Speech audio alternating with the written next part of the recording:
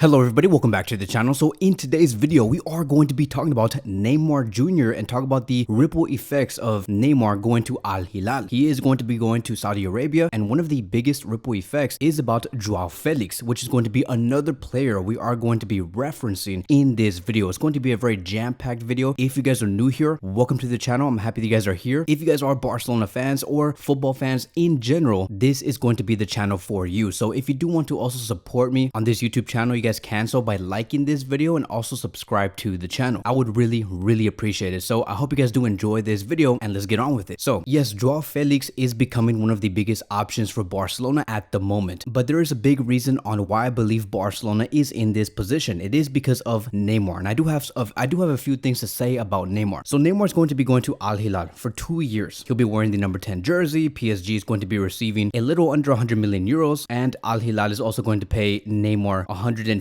or like 100 million euros a year. It has also been said that his medicals are completed and everything is done. He will no longer be a PSG player. And around the past 48 to 72 hours, there were some rumors about Al Hilal letting Neymar go on loan to Barcelona in order for Barcelona to have Neymar and complete our squad. That was originally the whole idea. That is what I believe Barcelona wanted and what Neymar also wanted. And he was going to be the solution towards our problems. And of course, if he's like on his A game, he would be our solution. Many of us thought that because, Neymar started 1 year old, he can come over here to Barcelona, give guidance to the youngsters, work with Xavi, be 100% focused on football. And we also knew that he wanted to stay in Europe. So we're like, okay, great. This could be an okay signing as long as Neymar is focused. But it did not end up happening and Barcelona had to maneuver, which is why we are talking about João Felix. And so there are two reasons why the Neymar move to Barcelona never could happen. Is because Al Hilal wanted to give Barcelona no favors. The only thing that Al Hilal wanted was to bring Neymar to their league to act like a reinforcement to the squad and make the league better. And no, it is no longer about how Saudi Arabia wants to show that they are a football country and that they should be hosting the World Cup. They have pulled out from the World Cup bid. They're no longer going to try and host the World Cup in 2030. But one of the reasons why they wanted to bring Neymar is because they want to do something very similar to how Messi made that impact to the MLS. Now there are more eyeballs in the MLS. The revenues have skyrocketed, and that is what Saudi Arabia wants to repeat with Neymar. I don't know if it's going to have the same effect because, Messi is just in a whole different level, but that was their whole idea, and that is the reason on why they don't want to loan him out anywhere. They want to have him now and for the next season. But point number two, right, and this is going to be the main reason why I wanted to make this video. Another reason why Neymar never came to Barcelona and why the loan move never happened. Yes, it is also because of Al Hilal, but mainly because Neymar also wanted Xavi out from his position and not be the manager of FC Barcelona. Neymar has said towards the people that work within the club, and he said that if he were to come, Xavi has to leave. And it says here, according to Fabrizio Romano, and I quote, João Laporta, Mateo Lemán, Deco, Rafa Yuste all wanted Neymar back, but the player told during some conversations that he won't return as long as Xavi is the coach. The problem was the relationship with Xavi, and Neymar said, if Xavi is the manager, I am not returning. And so the moment I heard this, right, the moment I heard like the most credible source claiming that Neymar wanted Xavi out, I'm like, Neymar was never going to come in the first place. As a matter of fact, I don't even think he never even wanted Barcelona. This is like a direct insult to the club, because the fact that you want the one person out that brought the league back to the club, it's a disgrace, right? Like, do you really think that you can get Xavi Hernandez out of this club when he brought us our first league title since like 2019? And we played in the very best way, and we played with a very young squad. Why would you want our manager out? Like, Neymar's head is clearly not in the correct space. Again, like, why would you want to sacrifice the one thing that brought this team together only because you want to go to Barcelona? That makes no sense. And it makes me believe, right, that Neymar is not that important. Like, if you really think that Barcelona is just gonna say, yeah, okay, if you want us to bring you in, no worries, so we'll fire Xavi right now and we'll bring you in and we'll bring them any manager that you want. Like really, bro, you really think that you have that much power? And so many of us knew that Neymar's relationship with Xavi and Xavi's relationship with Neymar was not so great, but I never thought it was this bad to the point where they did not want to work with one another. Like, no wonder Xavi Hernandez was not giving the green light to Neymar, is because Xavi knew the type of character he was. He knew that if he were to come, he would infect a lot of players in this club and it would dismantle the unity that we have right now with the squad. Because right now we are a real team. We're a real team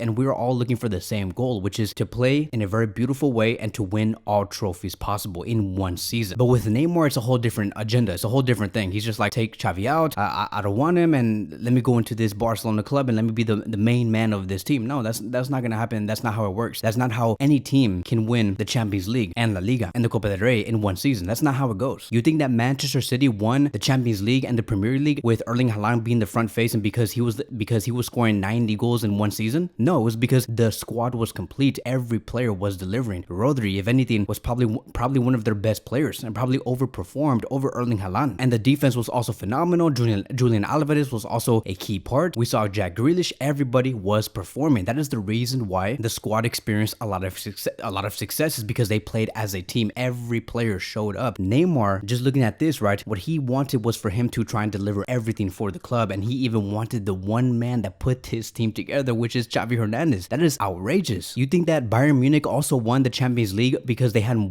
one main man and one star player? No, it's because they had a complete squad under Hansi Flick. Every player showed up. Every player was amazing. Lewandowski was amazing. Müller was amazing. Alphonso Davies was amazing. Their center backs were amazing. Every player was amazing. They were a tank. And for Barcelona, we're going in that route. It is going to be taking some time because our players are so young, but we are going in that route, and we're not going to be sacrificing our unity for one star player. It doesn't make no sense. I can't believe this audacity coming from Neymar. And so Xavi was right all along. Neymar carries a very self-centered attitude. So there is a big reason on why Luis Enrique did not want to work with Neymar. Xavi did not want to work with Neymar. The Premier League, right? Notice how there was not one single Premier League club that made a serious bid for this Brazilian player. Not one. Not Liverpool, not City, not Arsenal, not Tottenham, nobody. So I think that for Neymar to say something like this to the people to Barcelona, it's embarrassing to the point where I even feel sorry. Like, I'm not even frustrated with what he said. I feel sorry for the player because his career is going to go down to what ifs. It's just going to be a bunch of what if. What if Neymar stayed at Barcelona? What if he never went to PSG? What if he focused more on his legacy in football rather than money? And we all knew that Neymar was a very skilled player, a very talented player. Like, I'm not trying to take away anything from the player. I'm not trying to create this agenda that Neymar was never good. No, Neymar is skillful. I think that he's more skillful than Kylian Mbappe and Erling Haaland. Much more skillful. But his decisions, along with his family, brought him to where he is today. And that is a Brazilian player that won one Champions League, and that's it. Never won a Ballon d'Oro, never won 2 or 3 Champions Leagues, never became the top scorer for one season for his club. Basically, none of that. So him leaving Barcelona when he was 25 years old, it was a move backwards. And he continues to do the exact same thing. Even at the age of 31 years old, he's making another move in his career backwards. And that's, again, it's embarrassing. So it's kind of like, how much more money did you need in your career? Like, I understand that money is important, right? I would love to make 100 million euros a year or $100 million a year. Like, money is important, right? Take care of your family, take care of the people that you love. Money is always going to be important in life, but the question is, how much more do you need to the point where you're sacrificing the legacy, right? Your legacy, like